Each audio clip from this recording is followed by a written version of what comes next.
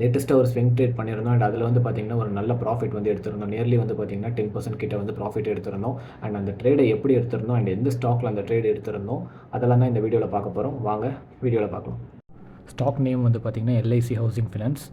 1 day time ஃப்ரேமில் இருக்குது. ஆக்சுவலாக நம்மளுக்கு ஒரு நல்ல பிரேக் அவுட் கொடுத்து கிடச்சிருந்துச்சு. ஸோ ஓரளவுக்கு வால்யூமும் நம்மளுக்கு ஒரு கன்ஃபர்மேஷன் இருந்துச்சு. ஸோ அதை வச்சு தான் வந்து பார்த்திங்கன்னா இந்த ட்ரேடை எடுத்திருந்தேன். நான் ஆக்சுவலாக வந்து பார்த்திங்கன்னா 534 535 அந்த ரேஞ்சில் தான் எடுத்திருந்தோம். அண்ட் 27 ஏப்ரல் அந்த டேட்டுக்கு தான் வந்து பார்த்திங்கன்னா ட்ரேடை வந்து நான் எடுத்திருந்தேன்.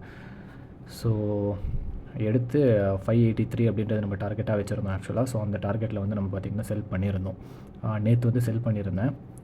ஸோ இன்னையோட மூவை நம்ம கேப்சர் பண்ணலை. ஆக்சுவலாக நேற்றோடைய இது வந்து பார்த்திங்கன்னா செல் பண்ணிட்டேன். ஸோ ஆக்சுவலாக வந்து பார்த்திங்கன்னா இந்த ட்ரேடில் 8.5 to 9% ரிட்டர்ன் வந்து நம்மளுக்கு கிடச்சிருந்துச்சு.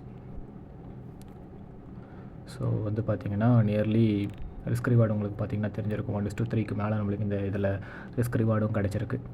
ஸோ இது ஒரு நல்ல ட்ரேடு தான். அண்ட் ஆக்சுவலாக ரொம்ப ஈஸியாகவே இந்த ட்ரேடு வந்து பார்த்திங்கன்னா எனக்கு அமைஞ்சுது.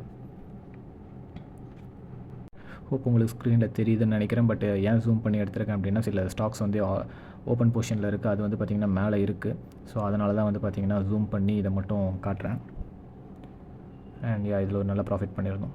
இது வந்து வெறும் எஜுகேஷனல் பர்பஸ்க்காக மட்டும்தான். எந்த விதமான ரெக்கமெண்டேஷன்ஸோ காலோ கிடையாது. நீங்கள் வந்து எந்த ட்ரேட் எடுக்கிறதா இருந்தாலும் உங்களோட ஓன் அனாலிசிஸ் அண்ட் ரிசர்ச் பண்ணிவிட்டு மட்டும் ட்ரேட் எடுங்க. அண்ட் இந்த மாதிரி இன்னும் நிறைய ஸ்விங் அனாலிசிஸ் வீடியோ பார்க்கணும் அப்படின்னா கமெண்ட் பண்ணுங்கள்.